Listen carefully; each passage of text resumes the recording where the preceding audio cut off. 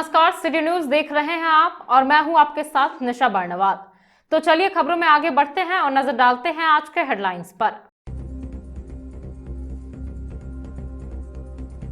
गांवा के जमडार में दो सगे भाइयों की संदेहास्पद मौत के बाद मचा कोहराम। मृतक के पिता ने अपने समधी पर लगाया पुत्रों की हत्या करवाने का आरोप। जांच पड़ताल में जुटे पुलिस। कोरोना के संभावित तीसरी लहर की तैयारियों में जुटा जिला प्रशासन। बदडीहा कोविड सेंटर में सदर विधायक ने किया चाइल्ड फ्रेंडली वार्ड का उद्घाटन। की गई है 20 ऑक्सीजन सपोर्टेड बेड की व्यवस्था। वरीय अधिकारियों के निर्देश पर सदर एसडीओ ने सेंट्रल जेल में मारा छापा। विभिन्न कैदीवादों का किया गया निरीक्षण। सुरक्षा व्यवस्था का लिया गया जायजा। आपत्तिजनक चीजों की भी हुई पड़ताल।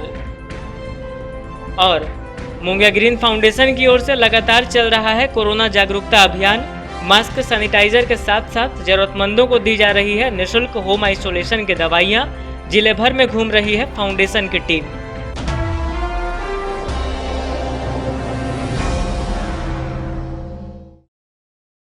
और अब खबरें विस्तार से। गांवा के जमडार में दो सगे भाइयों की मौत के बाद इलाके में मातम पसर गया। मृतक के पिता ने अपने समधी पर इनके दोनों बेटों की हत्या शराब पिलाकर व तंत्र मंत्र की सहायता से करने का आरोप लगाया है। फिलहाल गांवा पुलिस मामले की जांच पड़ताल कर रही है।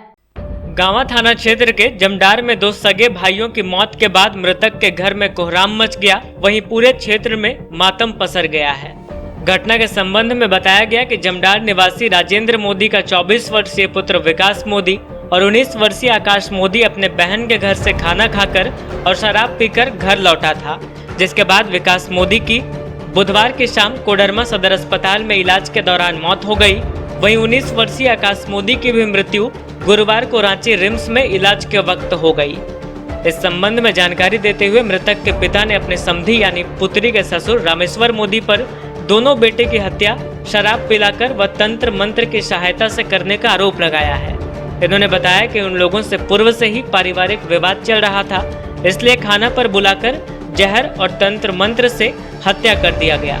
परिजनों ने यह भी बताया कि उनका बड़ा बेटा विकास मोदी शादीशुदा और एक बच्चे का पिता था और अपने छोटे भाई के साथ बेंगलोर में रहकर काम करता था।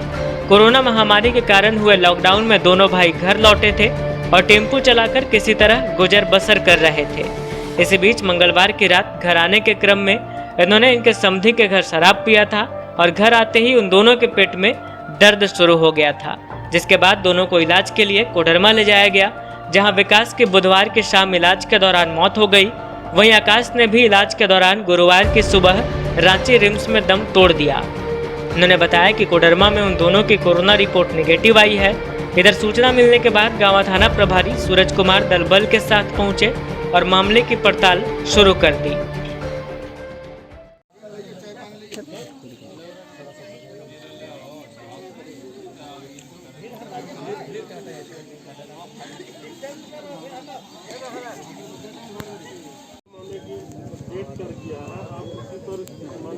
लगा रहे निकाला कि वही किया, तो उस आदमी को सजा मिलना चाहिए।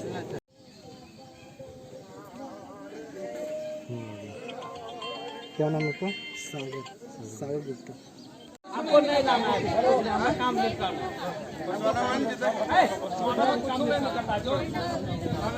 पहले भविष्यवाणी कैसे कर रहे हैं? पहले भविष्यवाणी क्या ना करे बच्चों अस्थिर रन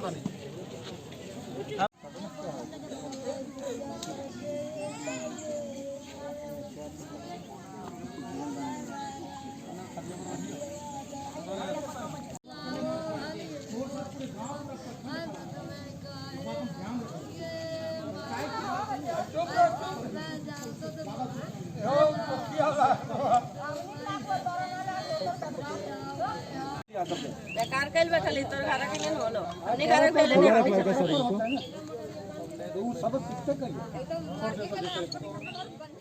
जैसे हमारा लड़का आया टेम्पो चला के 4 बजे शाम को आया। हमारा यहाँ बगल में दारू बना रहा था, ठीक है। वहाँ से गया 4 बजे दारू, उसका झोपड़ी में दारू पिया। 10 बजे तक हमारा बेटा मोबाइल लेकर नहीं गया था, तो हम फ़ोन किए तो राजू मोदी के मोबाइल में फ़ोन किए थे तो वो बोला नहीं यहाँ नहीं है। फिर थोड़ा देर को बात किए तो बोला राजू मोदी के परिवार उठाया, बोल देखिए झोपड़ी में बैठा था। बोले लड़का कहाँ है, बोल देखिए रोड पर है। वहाँ से आया 10 बजे रात, हमारा बेटी और हमारा परिवार कोठा पर चढ़ा, और कोठा पर चढ़ा देखें बेटा आ रहा है। तो कहाँ है बेटा, बोला आ रही हो। आया रात 4 बजे के बाद हमारा बेटा बोला ये गला खसखसा रहा है पूरा। तो जो हम जे बोल 3 बजे रात हुआ तो से कहा बोल पूरा गला बका रहा है। लास्ट में उसको हुआ तो तकर बाद छोटका उसको बोले ठीक बेटा तुम दारू पी के आया तो खसखसा रहा है इतना बोले। तो बोल बेटा वो बोला बोल देखो पापा हम बचेंगे नहीं। तो हमारे बेटा के छोटका बेटा हमारे पास सुतल था, तो बोला बेटा देखिए अगर जार बोलिए तो लग रहा पर इसको छाती पर हुमच दिया जाएगा। पापा हमरो छतिया बदल को हुमच कल ना बेटा तो कल हुमचता कुछ ना हो सोचता। उसको वहाँ रोक दिए। थोड़ा देर बिहान हो गया, छोटका लड़का ले गए जाओ बेटा बड़का भाई को वहाँ जबरा झाड़ता एक व्यक्ति है वहाँ ले गए टेम्पो से। वहाँ ले गए बोला कुछ ऐसा बात नहीं है।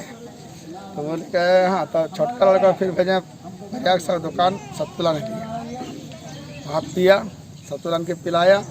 यहाँ से चला बेटा खूब जिहा झाँक रहा था अंदर।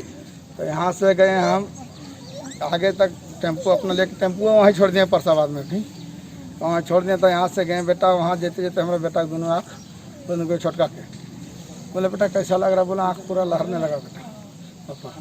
अरे अच्छा कैसे ऐसे भले बोलना है, हमारा बड़ी पेटे दर्द तो क्यों लहर। वहाँ से गए फिर है मुसौआ एगो परसाबाद के बगल में। तो वहाँ गया तो कल का इसको मसान घाट से हमारे समझी मसान घाट में करता सबको पूजा वूजा। यहीं कमेसर सा बेटी था उसका हड्डी कबार के लाया था ही उसको टाइम हम उसको बचाए हैं। हड्डी कबार कर उस खपड़ी निकाल के बुलाया था खीर खाटने के वास्ते। तो हम उसको बचाए हैं। कल छोड़िए ऐसा बात नहीं हो रहा है, छोड़िए बचा लिए उसको। आज हमारा बेटा को कल तक वो बोला बिलास के होटल में बोल देखो एक अभी नहीं गया एक जाएगा। कल बोल लिया और आज अभी हमारा अभी बेटा का हाथ सुताएं जैसे हम ला के वैसा था। क्या हुआ समझी, क्या हुआ नहीं दिखा रहा है, क्या हुआ समझी कल दिखा नहीं रहे हैं। वो लास्ट में बेटा को सुलाए। जब एक बेटा का एक्सपायर किया यहाँ हुआ, वो बेटा जैसे एक्सपायर किया था उसको भगा दिया, समझे। शराब किसके यहाँ पिए थे वो? है? दोनों बेटा उसी के यहाँ, मेरा समझे के यहाँ। दोनों पीता था शराब? नहीं, एक बेटा पिया था। लास्ट में वो आया कल है बिलास के मोदी होटल है पिकेट जगह, वहाँ कल बोला था बोल देखो उसको एक जाएगा। तो एक बेटा चल गया आज और फिर आया हमरा ठीक। अभी क्या हुआ समझे, बेटा वहाँ सुतल है, हम लाश लेकर आए हैं। क्या हुआ समझे, अभी तक वहीं था, अभी भाग गया, भगा दिया उसको। ऐसा हुआ कि हम लोग कल यहाँ से गए, भैया चल गया सुबह में, हम गए यहाँ से 3 बजे लगभग पहुँचे कोडरमा। अब कोडरमा देखे लड़का लास्ट पोजीशन पर था। तो वहाँ माइनिंग ऑफिस में कोविड-19 का जो किया है मेडिकल में जो हुई है, वहाँ बोला कि इनको ले जाइए। हम कहे सर रांची रेफर कर दीजिए रिम्स में। बोला रांची जाने लायक नहीं है, इनका पल्स 57 आ गया। तो हम बोले 57 आ गया, तो बोले कंट्रोल करेंगे उसके बाद इसको हम रेफर करेंगे, और अगर ले जाना है तुमको तो छोटा लड़का ले जा। हम बोले ठीक है छोटा लड़का रेफर कीजिए। अब छोटा लड़का तुरंत डॉक्टर साहब रेफर किया, उसके बाद हम भेज दिए रांची। अब जब रांची भेज दिए, रांची जाने के बाद वो वहाँ जाके सारा चीज़ मैंने वो बोला कि यहाँ दर्द हो रहा है, माथा दर्द हो रहा है।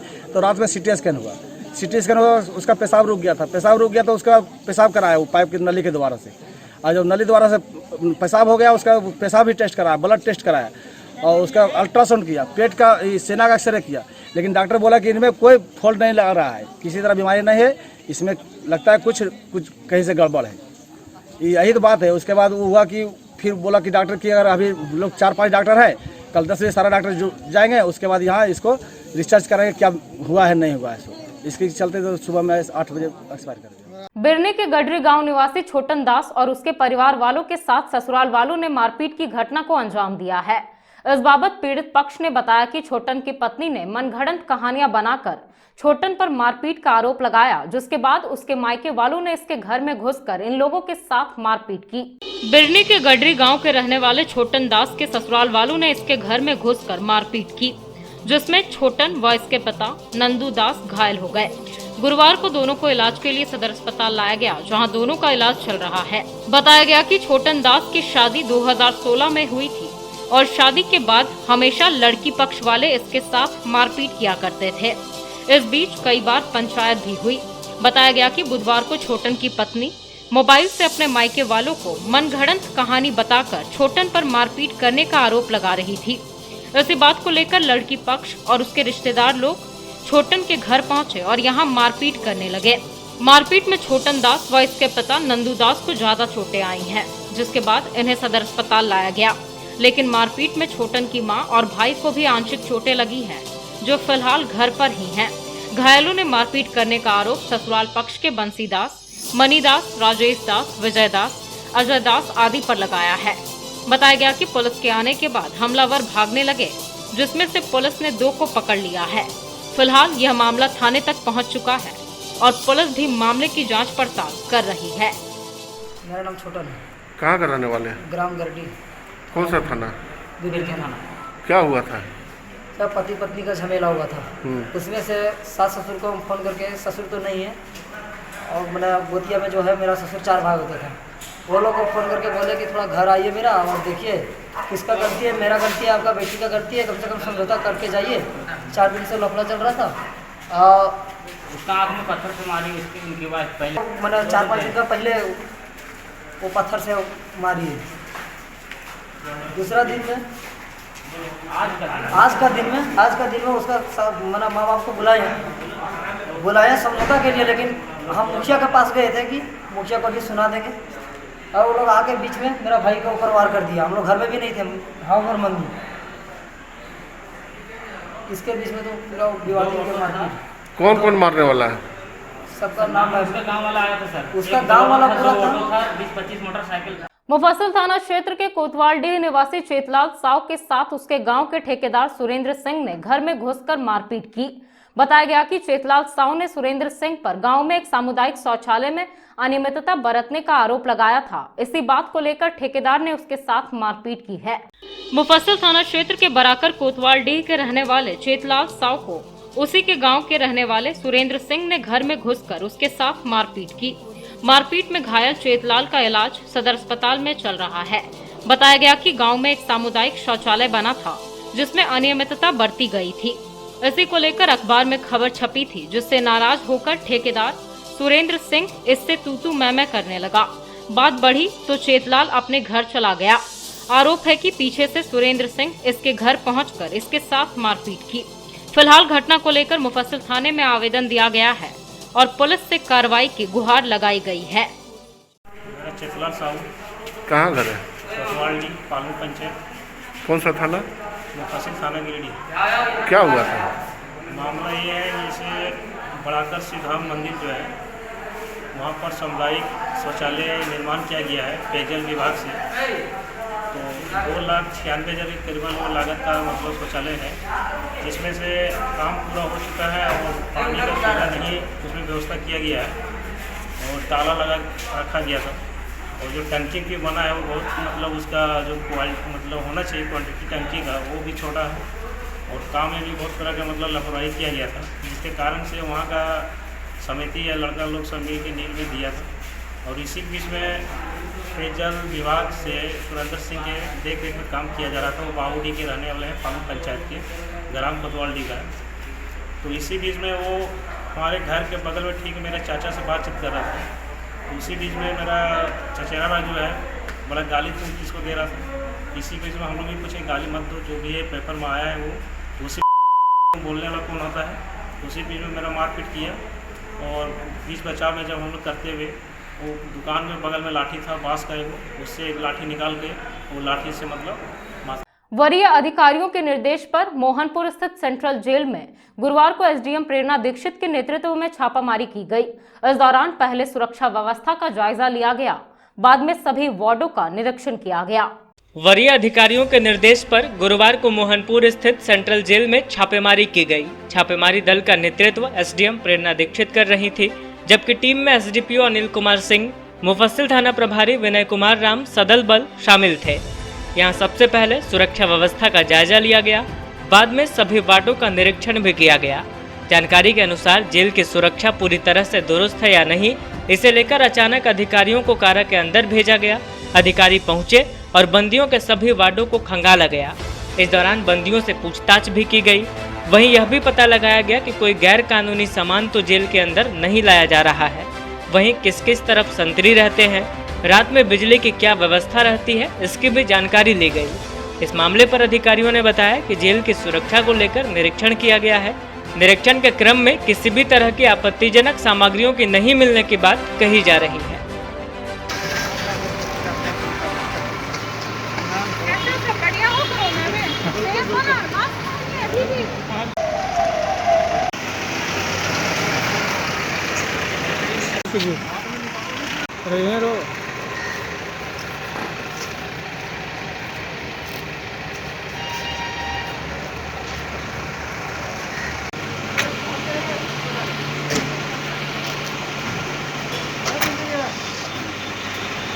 राज्य में स्वास्थ्य सुरक्षा सप्ताह की अवधि बढ़ा दी गई है, लेकिन इस बार गिरिडीह समेत कई जिलों में विभिन्न प्रकार की छूट दी गई है।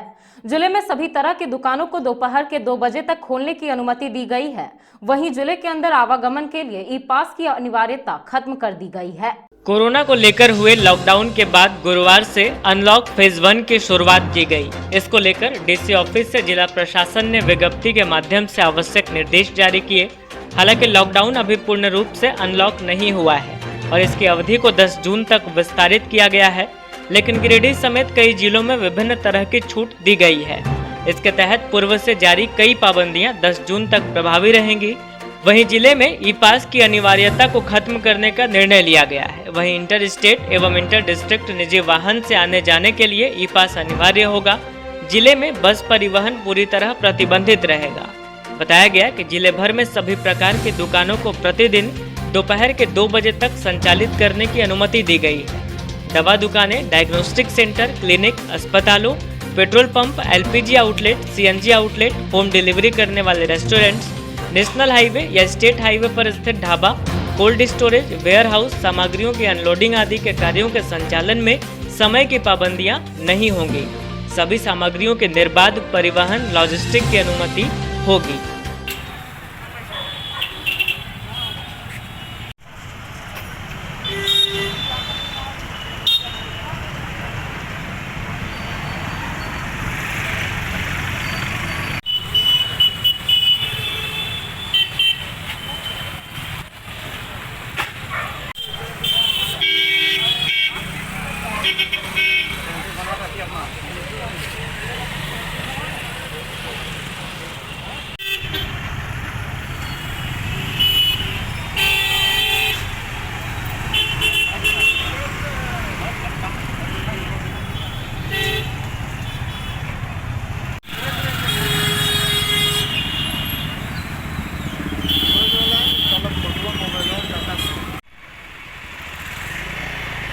स्वास्थ्य सुरक्षा सप्ताह की अवधि विस्तार के साथ गिरिडीह समेत अन्य जिले में कई छूट दी गई है। गुरुवार को गिरिडीह की सभी दुकानें खुल गई। बाजार खुलते ही लोगों की भीड़ बेकाबू हो गई। विभिन्न दुकानों पर ग्राहकों की भीड़ सुबह से ही देखी गई। कोरोना काल में ऐसी लापरवाही काफी खतरनाक साबित हो सकती है। 4 चरण के लॉकडाउन के बाद अनलॉक 1 की प्रक्रिया शुरू होते ही गुरुवार को गिरिडीह की सभी दुकानें खुल गई। बाजार खुलते ही लोगों की भीड़ भी बेकाबू हो गई। कपड़े दुकान, श्रृंगार दुकान, जूते चप्पल की दुकान, इलेक्ट्रॉनिक्स की दुकान, नाई की दुकान, मोबाइल की दुकान सहित अन्य दुकानों पर ग्राहकों की भीड़ सुबह से ही देखी गई। लॉकडाउन के दौरान जगह जगह पुलिस बलों की तैनाती की गई थी, जो अनलॉक में बहुत ही कम दिखी, जिसके कारण जगह जगह भीड़ की वजह से जाम लगा रहा। वहीं दुकान खोलने के आदेश से दुकानदारों में खुशी देखी जा रही है। दुकानदारों का कहना है कि रोजी रोजगार खत्म हो गया था, स्थिति खराब होने लगी थी, अब दुकान खोलने से राहत मिली है। वहीं आम लोगों का कहना है कि समय की पाबंदियों के कारण बाजार में भीड़ उमड़ रही है। अगर दुकानों के खुले रहने के समय को बढ़ाया जाए तो ज्यादा बेहतर होगा। हालांकि इस तरह की लापरवाही खतरनाक साबित हो सकती है। फिलहाल लोगों को समझदारी दिखाने की जरूरत है। ये बढ़िया है, ये स्वागत है, लेकिन हम लोग चाहते हैं कि इसका टाइम को बढ़ाया जाए, समय सीमा को बढ़ाया जाए। अभी क्या हो रहा है कि कम समय मिल रहा है लोगों को खरीदारी करने के लिए, इसलिए ज़्यादा से ज़्यादा भीड़ हो जा रहा है। अगर ज़्यादा समय मिलेगा तो लोगों के पास भी ज़्यादा समय होगा तो धीरे धीरे भीड़ कम होगा। अभी लोग ज़्यादा पड़ जा रहा है, ज़्यादा लोग आ जा रहे हैं शादी विवाह के सीजन की वजह से, दुकान में भीड़ हो रहा है। इसको समय को और बढ़ाना चाहिए, ताकि लोगों को ज़्यादा समय मिल सके, तो भीड़ कम होगा इससे। सदर विधायक सुदिव्य कुमार सोनू ने सिविल सर्जन की उपस्थिति में बदडीहा कोविड केयर हॉस्पिटल में 20 वेंटिलेटेड बेड का चाइल्ड फ्रेंडली वार्ड का उद्घाटन किया।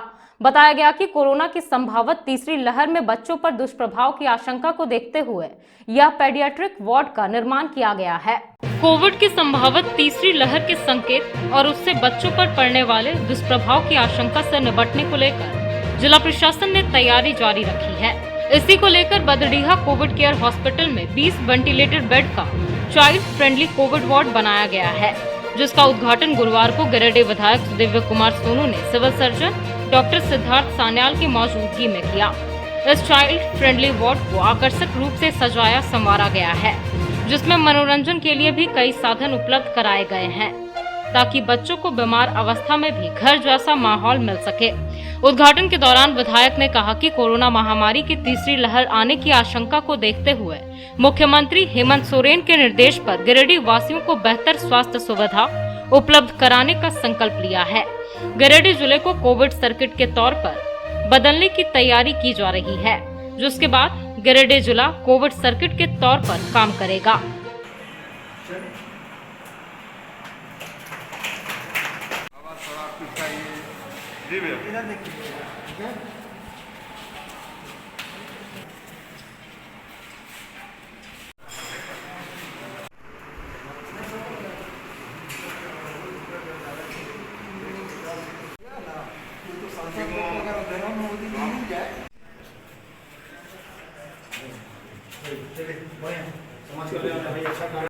संभावित लहर जिसका आकलन विशेषज्ञों ने किया है, उसी के लिए सारी तैयारियां हैं। मैं जिले के उपायुक्त, स्वास्थ्य विभाग की टीम, इंजीनियरिंग डिपार्टमेंट के लोग, हमारे सहयोगी साथी, ये तमाम मिलकर इस बात के लिए प्रतिबद्ध हैं कि कोरोना की तीसरी लहर से पहले जिला मुख्यालय में 300 ऑक्सीजन सपोर्टेड बेड होंगे। इन 300 ऑक्सीजन सपोर्टेड बेड से उस तीसरी लहर का गिरिडीह जिला मजबूती के साथ मुकाबला करेगा। ये 300 बेड उन ऑक्सीजन सपोर्टेड बेड्स के अलावे हैं जो हमारे प्रखंड मुख्यालयों में हैं, चाहे वो डुमरी हो, चाहे बगोदर हो, चाहे सरिया हो, चाहे गांडे हो, चाहे गंगाबाद हो। उसके अलावे मुख्यालय में 300 बेड का सपोर्ट रहेगा कि गिरिडीह जिले के नागरिकों को बेहतर इलाज के लिए बाहर जाने की आवश्यकता न पड़े। हम उनका बेहतर से बेहतर इलाज अपने ज़िले में अपने ही यहाँ रख के कर सकें, इसकी पूरी तैयारी चल रही है। चाहे वो ऑक्सीजन प्लांट का मसले हों, चाहे RT-PCR के मामले हों, इन तमाम चीज़ों की तैयारी चल रही है। जिले के जो ज़्यादा एक कोविड सर्किट के तौर पर माननीय मुख्यमंत्री हेमंत सोरेन के विचार के अनुरूप बदलने का विचार है कि गिरिडीह जिला कोविड सर्किट के तौर पर काम करे।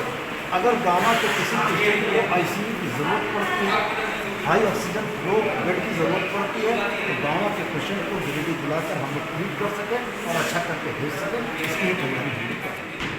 बगोदर विधायक विनोद कुमार सिंह की अगुवाई में माले की एक टीम ने सदर अस्पताल में स्वास्थ्य सुविधाओं और कोविड वैक्सीनेशन का जायजा लिया। मौके पर उन्होंने सिविल सर्जन से मुलाकात कर स्वास्थ्य संबंधित कई मुद्दों पर बातचीत भी की। बगोदर विधायक विनोद कुमार सिंह की अगुवाई में माले की एक टीम ने गुरुवार को सदर अस्पताल में स्वास्थ्य सुविधाओं सहित कोविड वैक्सीनेशन का जायजा लिया और सिविल सर्जन से मुलाकात कर कई मुद्दों पर बातचीत की। बताया गया कि सदर अस्पताल गिरिडीह सहित जिले के सभी 13 प्रखंडों में सरकारी स्वास्थ्य सुविधाओं को मजबूत करना इस समय बहुत ही ज्यादा जरूरी है। इसी को लेकर माले की टीम तमाम अस्पतालों का निरीक्षण कर व्यवस्थाओं का जायजा ले रही है। इस टीम में विधायक श्री सिंह के अलावे पार्टी के राज्य कमेटी सदस्य राजेश कुमार यादव तथा गिरिडीह विधानसभा प्रभारी राजेश सिन्हा भी शामिल थे। मौके पर माले विधायक ने सिविल सर्जन से कई मुद्दों पर बातचीत की और जिले में डॉक्टर तथा स्वास्थ्य कर्मियों की वर्तमान उपलब्धता तथा रिक्तियों पर चर्चा की। वहीं सदर अस्पताल के दवाखाना का जायजा लिया गया। PP मोड से बन रहे एक्सरे यूनिट को भी देखा गया। कोविड की वर्तमान चुनौतियों के मद्देनजर वैक्सीनेशन अभियान को और तेज करने पर जोर दिया तथा इसके लिए अभियान चलाने की बात भी कही। उन्होंने कहा कि गिरिडीह जिले में डॉक्टरों और स्वास्थ्य कर्मियों की जितनी आवश्यकता है उस हिसाब से उनकी उपलब्धता नहीं है। सरकार को इस पर विशेष ध्यान देने की जरूरत है। कहा कि वे शीघ्र ही इस जिले की स्वास्थ्य जरूरतों के मद्देनजर मुख्यमंत्री से बात करेंगे। सदर अस्पताल का जायजा और सिविल सर्जन से मुलाकात के बाद माली की टीम ने आम लोगों से अपील की कि वे कोविड की चुनौतियों को देखते हुए वैक्सीनेशन पर जोर दें, खुद भी वैक्सीन लें और दूसरों को भी इसके लिए प्रेरित करें। कहा कि जिले में फिलहाल वैक्सीन की कोई कमी नहीं है। टीम ने कहा कि उनकी पार्टी जनहित में वैक्सीन लेने के प्रति लोगों को जागरूक करने का अभियान भी चलाएगी।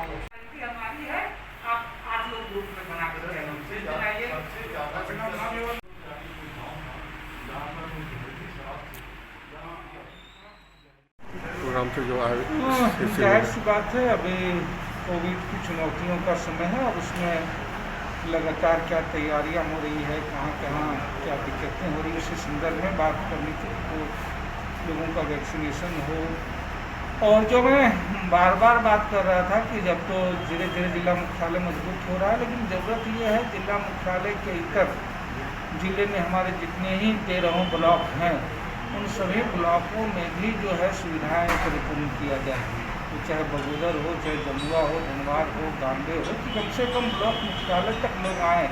तो चाहे ऑक्सीजन की हो, मेडिसिन की हो, ज़रूरत हो, उन चीज़ों की बेहतर गारंटी हो। उन्हीं तैयारियों उसी के संदर्भ में जो है आया था। लॉकडाउन जिस प्रकार से ख़त्म हुआ झारखंड में कई जिलों में, एक बात ध्यान रखनी है कि उसके बाद भी यदि आप मास्क लगा के नहीं घूमेंगे या आप सामाजिक दूरी को मेंटेन नहीं करेंगे या भीड़-भाड़ इलाके को परहेज नहीं करेंगे, और दूसरा यह है कि जो वैक्सीनेशन जो है, आप अगर वैक्सीन नहीं लिए हैं या नहीं लेंगे तो निश्चित तौर पर कह सकते हैं कि थोड़ा गड़बड़ होगा। और अभी जो कोरोना काल है ये समाप्त एक तरह से होने वाला नहीं है, इस चीज़ को माइंड में रख लीजिए। 3 चीज़ ही बचा पाएगा आपको, एक है वैक्सीनेशन, दूसरा है मास्क और तीसरा है सामाजिक दूरी। तो इस बात का ध्यान रखें और काफ़ी गंभीर होकर इस पर चर्चा करें। जिन क्षेत्रों में वैक्सीन लेने में परहेज कर रहे हैं उन क्षेत्रों को थोड़ा सा मोटिवेट करें, और जहाँ पे लगभग 100 लोग हो जाते हैं, 50 लोग हो जाते हैं, उसका एक आधार कार्ड सब आपस में जमा कर लें। और जिन जगहों पे नहीं हो पा रहा है या एक शिकायत है कि वैक्सीन यहाँ पे नहीं मिल रहा है, उस जगह पे हम लोग जाके करवाएंगे, हम लोग बढ़ चढ़ कर उसमें हिस्सा लेंगे। मोंगिया ग्रीन फाउंडेशन की ओर से चल रहे कोरोना जागरूकता अभियान सह होम आइसोलेशन किट वितरण कार्यक्रम के तहत गुरुवार को भी लगभग 2 दर्जन गांवों में टीम के सदस्यों ने लोगों को कोरोना से बचाव के प्रति जागरूक किया। इस दौरान लोगों के बीच मास्क और सैनिटाइजर का वितरण भी किया गया। बता दें कि फाउंडेशन की ओर से 2 ऑक्सीजन सेंटर का संचालन भी किया जा रहा है।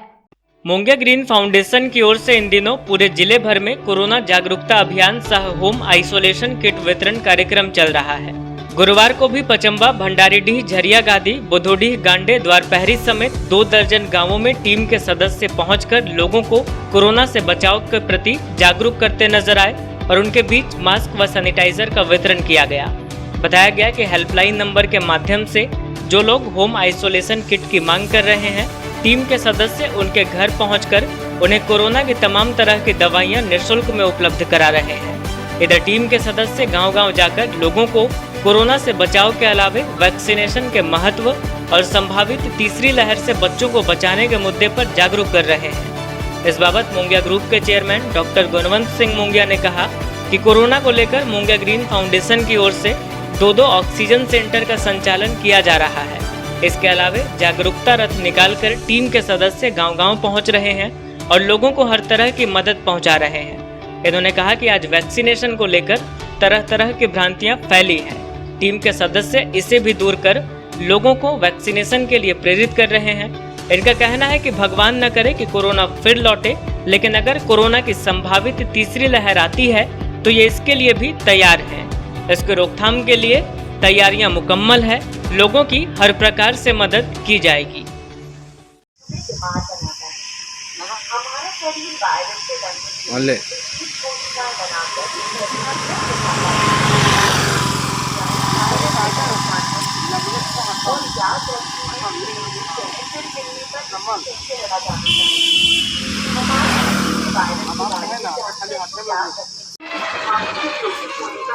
ज्यादा होता है।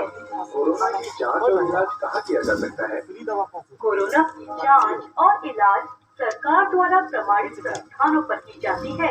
व्यक्ति और आसपास के लोगों को बिना घबराए और सावधानी बरतते हुए संक्रमित व्यक्ति का अपना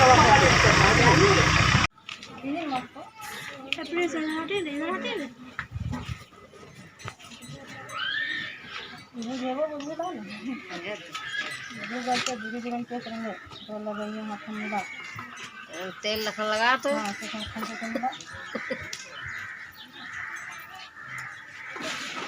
तब ईटा 4-5 गो दिन चला 4-5 गो दियो ई चारू ता से एटा मक्सवारे को ईटा दे देबे ने। हां नहीं नहीं देखो केवल बीपीएल कार्ड धारक ही पहले पाओ आधार से मुफ्त दवाएं प्राप्त करेगा। अगर कोरोना बीमारी है तो सबसे दवा वैक्सीन लेना है। थर्ड पेज का फिर चले करे ना तो हम वैक्सीन किरण लेना 2 टाइम दे करे ना 2 बार करके वैक्सीन वाला रजिस्ट्रेशन बहुत आदमी करा के रजिस्ट्रेशन कराना है उसी करना है। पिछले महीने की 24 मई को हम लोगों ने जो जागरूकता रथ रवाना किया था, अब उसके बहुत ही अच्छे और सुखद रिज़ल्ट आने लगे हैं। अब अच्छा लग रहा है ये जानकर कि काफ़ी लोगों को जागरूक किया जा रहा है गांव-गांव जाके, और सभी को इस बीमारी के बारे में बताया जा रहा है।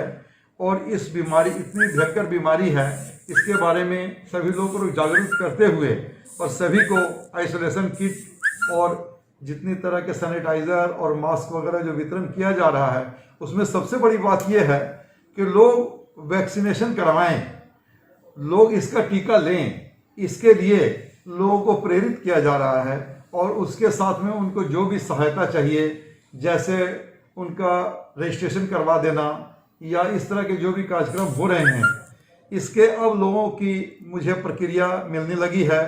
उस लोग बता रहे हैं कि क्या प्रतिक्रिया उधर से आ रही है। तो अब जो अच्छे रिजल्ट आ रहे हैं उससे हमारा उत्साह बढ़ा है, ताकि हम लोग और भी इसको आगे कर सके। और मेरा भी लोगों से आग्रह है कि इस कार्यक्रम को अपनी ओर से भी आगे बढ़ाएं। जिस तरह से इसमें जो दवाई का किट है या आइसोलेशन किट है, जिन लोगों को भी ज़रूरत है, जैसे कि प्रचार माध्यम हमारे जो पंपलेट वगैरह हैं या न्यूज़ चैनल्स हैं, या जिस तरह से भी हम लोग उसमें जो साथ में नंबर भी दे रहे हैं, उसमें फ़ोन से भी आग्रह करके ये इंतजामात हासिल किए जा सकते हैं। जिनको दवाई की ज़रूरत हो, जिनको आइसोलेशन किट की ज़रूरत हो, तो मैं चाहता हूं कि सभी लोग इसमें आगे आएं और जिनकी भी ज़रूरत है, जो नहीं खुद से खरीद पाते हैं, उनकी मदद करने में सहायता करें और वहां तक इसको पहुंचाएं। हमारा जागरूकता रथ हर गांव-गांव जा रहा है और जा करके हर जगह इस बात को अच्छी तरह से कोशिश करके वहाँ के गणमान्य लोग, मुखिया या अन्य लोगों से मिल करके और उनसे भी मदद ले रहे हैं हम लोग, ताकि वहाँ के हर जन जन तक ये बात पहुँचे कि ये जो बीमारी आई है इससे हम लोग निजात पा सकें। और इसके बारे में जितनी ज़्यादा जानकारी, जितनी ज़्यादा जागरूकता बढ़ेगी, उतनी ही ज़्यादा जल्दी हम लोग इस बीमारी से दूर होंगे और इससे निजात पाएंगे। और इसके साथ साथ ये भी बताना ज़रूरी है कि भगवान न करे तीसरी लहर आए, लेकिन किसी भी कारण से अगर ये तीसरी लहर आती है तो हम लोग पहले से जितनी तैयारी करके रखे हुए हैं उसका हमें तत्काल लाभ मिलेगा। और मैं आप सभी से भी आग्रह करूंगा कि बच्चों को इसके बारे में जानकारी दें, और जितनी ज़्यादा जानकारी बढ़ेगी उतनी ज़्यादा हम लोग इसमें सेफ होंगे। और सभी से आग्रह है कि इसके बारे में ज़्यादा से ज़्यादा जानकारी फैलाएं और ज़्यादा से ज़्यादा इसमें मदद करके इस कार्यक्रम को आगे बढ़ाएं। धन्यवाद। सेवा ही संगठन कार्यक्रम के तहत भाजपा महिला मोर्चा की प्रदेश मंत्री प्रोफेसर विनीता कुमारी और उनकी टीम ने उदनाबाद पंचायत के दलित बस्ती में जाकर जरूरतमंद लोगों के बीच अनाज का वितरण किया। इस दौरान लोगों को कोरोना महामारी से बचाव के प्रति जागरूक किया गया।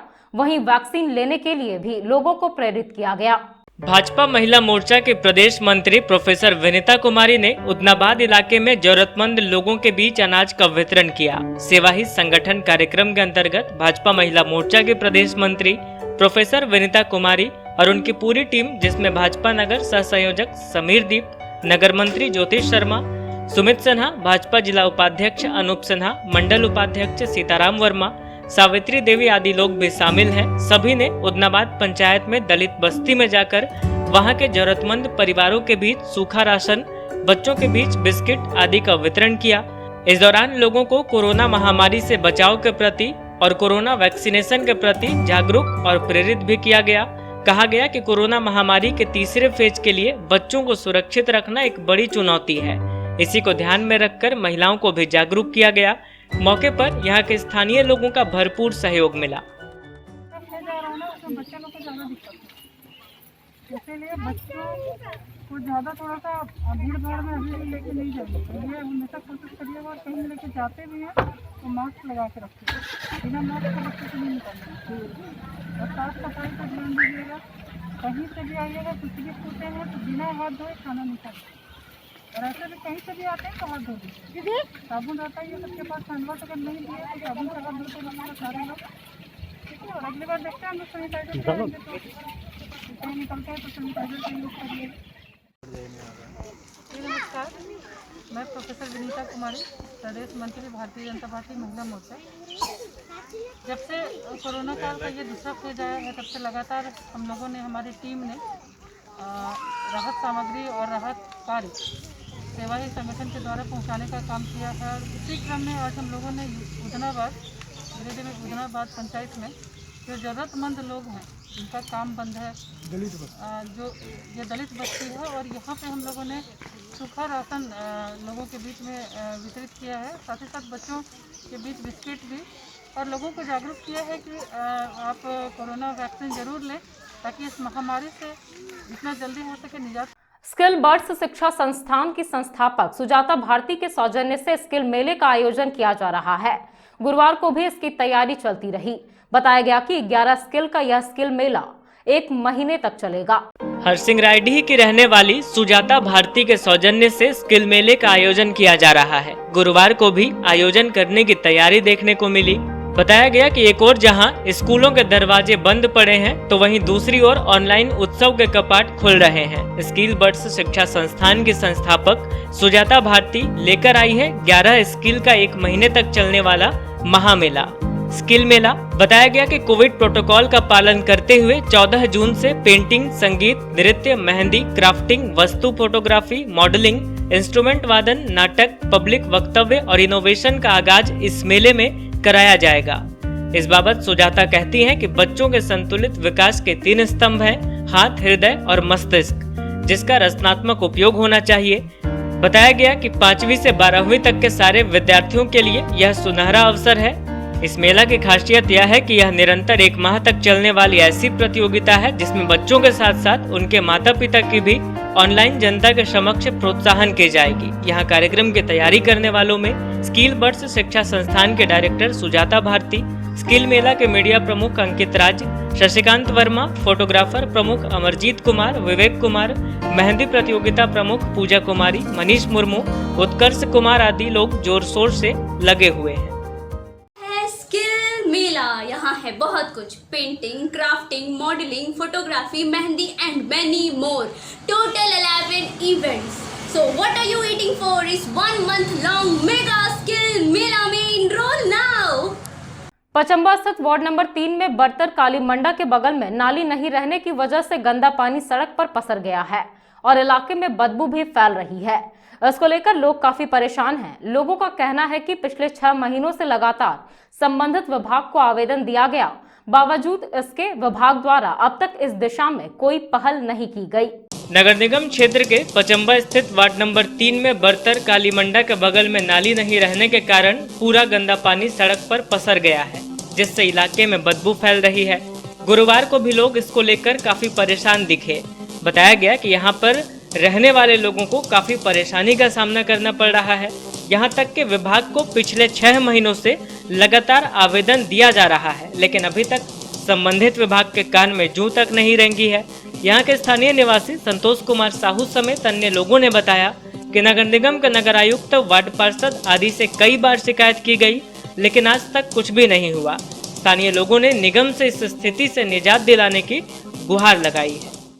यही है कि हम लोग 25 दिन से इस तरह से झेल रहे हैं, समझे ना। हम लोग सब जगह आवेदन दिए हुए हैं, प्रशासन को भी आवेदन दिए हुए हैं, नगर आयुक्त में भी दिए हुए हैं, नगर पालिका में भी दिए हुए हैं, सदानंद वर्मा को भी दिए हुए हैं, वार्ड पार्षद सबको दिए हैं।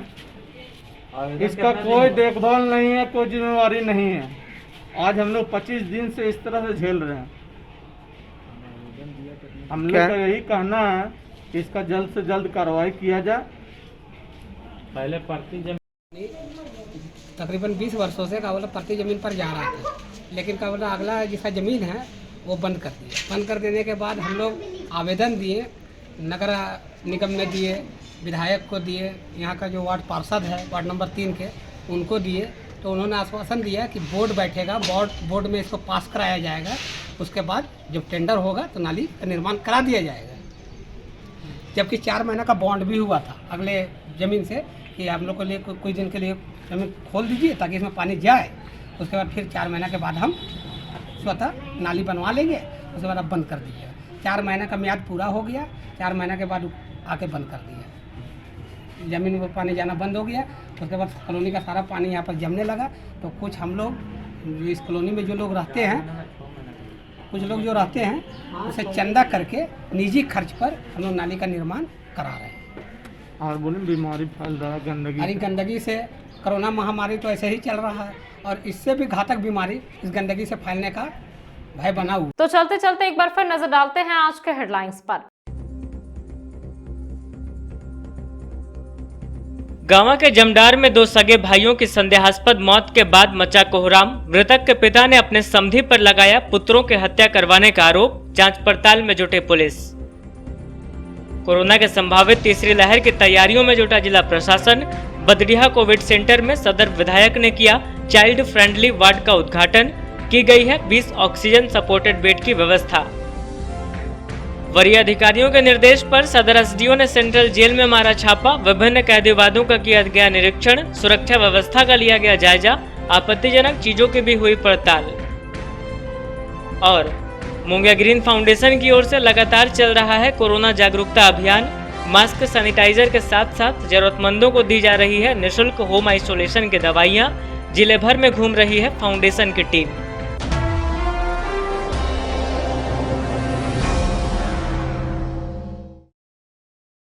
तो दर्शकों, ये था हमारा आज का न्यूज अंक। आज के अंक में बस इतना ही। कल फिर होगी मुलाकात कुछ अन्य खबरों के साथ। तब तक के लिए दीजिए मुझे और मेरी पूरी टीम को इजाजत। नमस्कार।